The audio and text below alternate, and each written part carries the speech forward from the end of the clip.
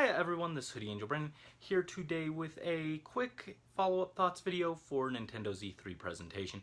I know I already did a reaction video, but I wanted to give some more in-depth thoughts on things that I couldn't really do while the video presentation was actually going.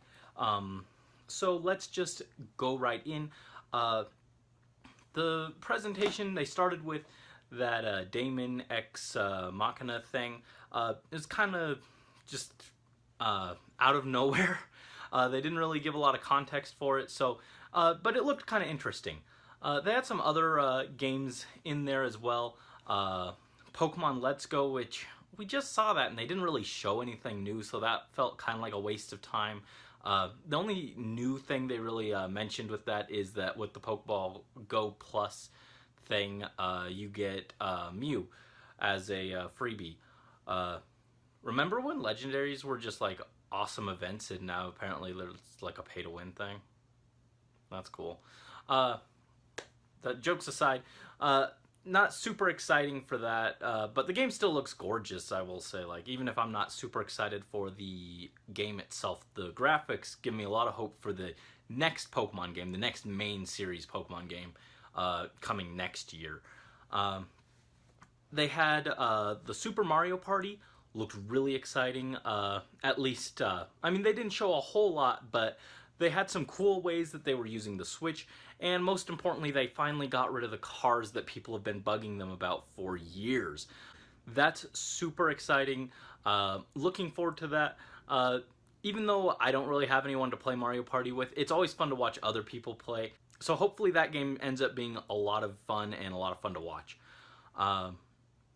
The other big game, aside from the obvious Smash, that got me really hyped was the Fire Emblem 3 Houses. We finally have a title for that, and a vague release date. Spring 2019 is a bit later than I was hoping, but that seems like the one game that they always have in their presentation that it's like a look that it's farther out and you kind of have to just keep your eye on.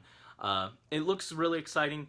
I really like how they have like when you move your units, it zooms into the battlefield and it shows all these more like generic soldiers alongside your unit. Makes it feel more like an actual full-scale war rather than like 14 guys on your side and like 28 guys on the enemy side just kind of going at it. It's a bit more immersive. The world looks gorgeous. I'm just very excited to finally get to play that. And then they had some other things. The Xenoblade Chronicles 2 DLC looks pretty interesting. I still kind of want to pick up that game.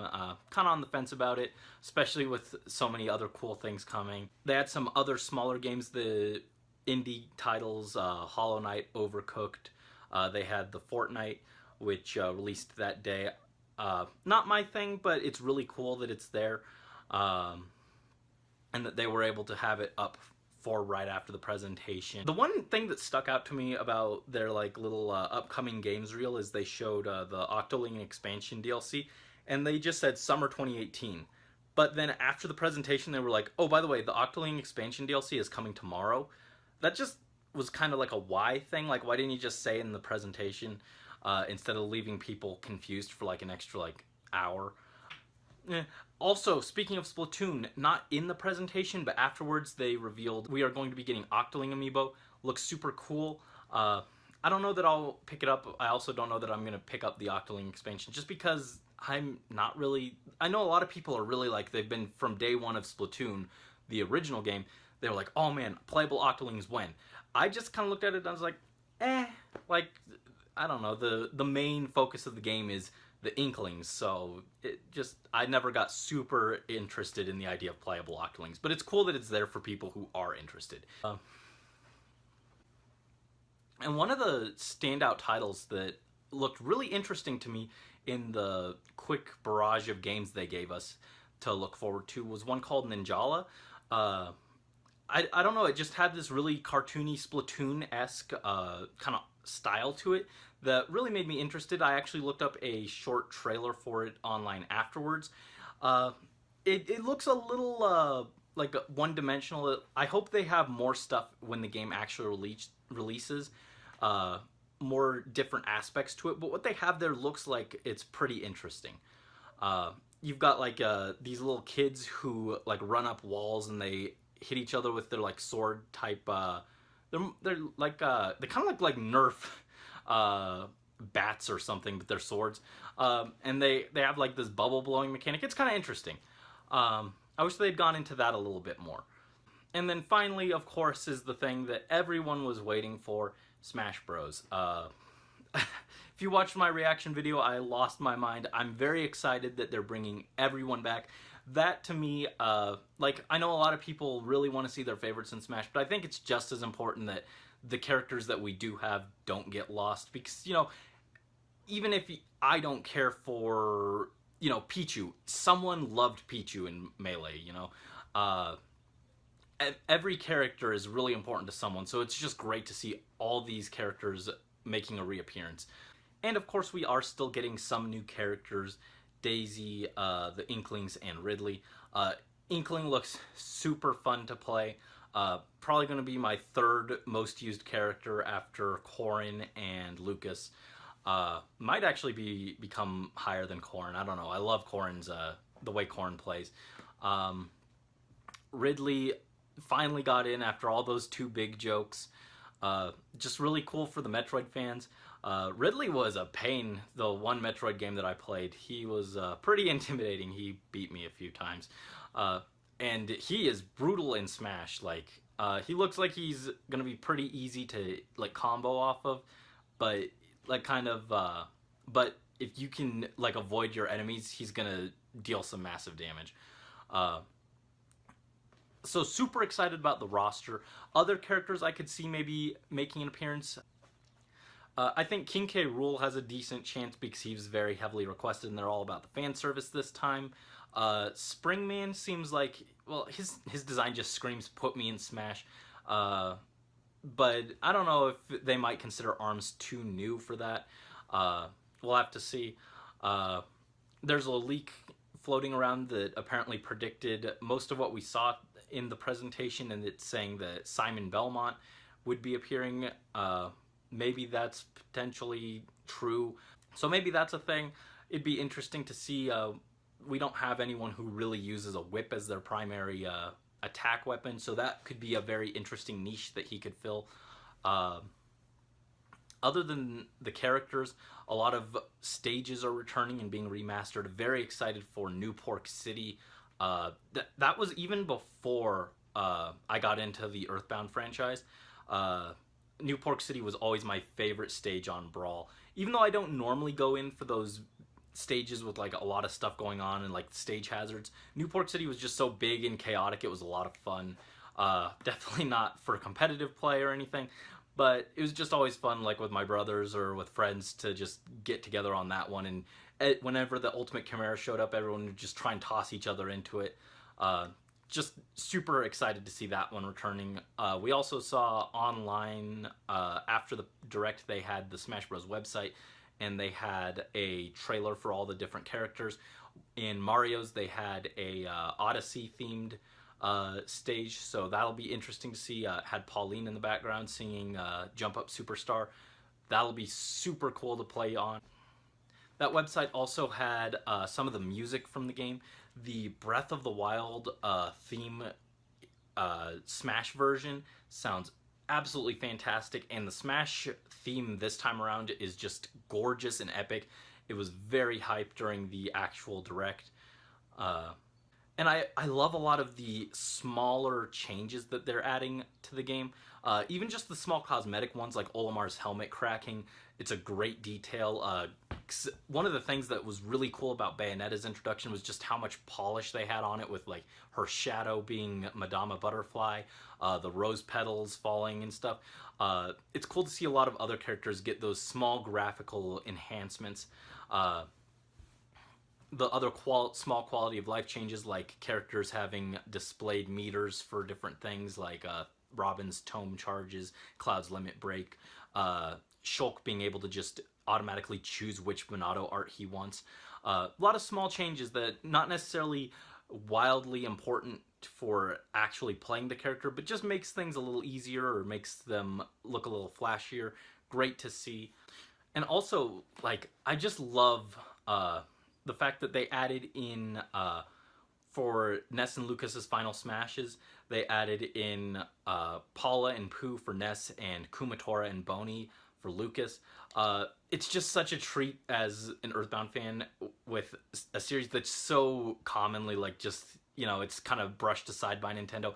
It's great to see this level of just like fan service for these characters that usually don't really get it. It's great to finally see like Kumatora and Boney in like 3D. And Boney is just adorable. He's just so cute. He's got his little tongue sticking out. It's so cute. The one thing is I hope Duster gets in as like an assist trophy. I wouldn't see him being playable, but just as an assist trophy would be so nice because Duster's really cool. He's underrated. The other thing is maybe we'll see an Echo Fighter based off of Ness for Nintendo from the original Mother game. That'd be really cool just to get all three of the Mother protagonists in the game. I'm not going to hold my breath on it. It seems really unlikely, but it'd be a really nice treat. So overall for Smash, looking forward to it a lot. We already have confirmation of some amiibo for new characters in Inkling and Ridley. I wouldn't be surprised if we see them for Snake, Pichu, Young Link, Daisy, at least like all the returning characters and the new Echo Fighters. Maybe not like the Bowser Jr., all those alts and Alf, where it's like an alternate costume on that character, but at least some of these returning characters have a good shot at getting amiibo. That'll be really fun and really devastating to my poor wallet. But looking forward to that. So overall, the Smash stuff was absolutely fantastic. There's not much more I could have really asked for, given, like, I mean, sure, more characters is nice, but I think any other characters they want to show off, they'll space out across the months leading up to release, which I'm okay with. We can wait. So Smash, great, fantastic, very pleased with what we saw. The rest of the presentation felt a little weak. There were some standout titles, Fire Emblem, Super Mario Party. Maybe even I'd say the Xenoblade DLC looked pretty interesting. But I would have loved a few more titles in there that would have just really given me more to look forward to, even if they weren't coming like in the next half year. Anything coming before like next E3. But I know that Nintendo does their directs periodically, so they probably wanted to save some hype for those directs. One thing is, a lot of people, myself included, were disappointed at no mention of Animal Crossing. But I was reading online and someone brought up a very fair point that, you know, they wanted to focus on Smash, and also Smash and some of these other games are games that would be really good on the E3 show floor, where people can sit down and play it and demo it, and see what's new or what the mechanics are and everything, if you're not familiar with the game.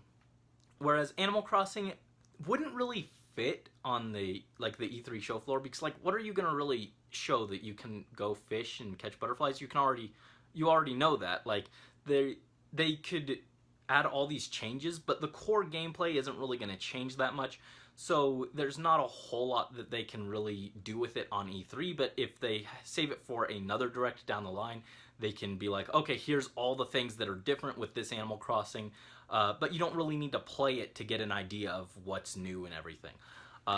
So I think that's a fair argument, but I do still wish we had seen any kind of news on a few new games, a few new titles that we didn't really know about. Overall, the Smash half of the Direct was great. The other half was a little lacking, but I'd still say it was a pretty good presentation. Not perfect, but pretty good. So that's my thoughts. What did you think? Let me know. Tell me about that Smash hype. Who are you really hoping to see? Who are you excited to play as? Who's your favorite vet that's returning? Just let me know your thoughts down below. And as always, thank you so much for watching. Until next time, this is Hoodie Angel Brennan signing out.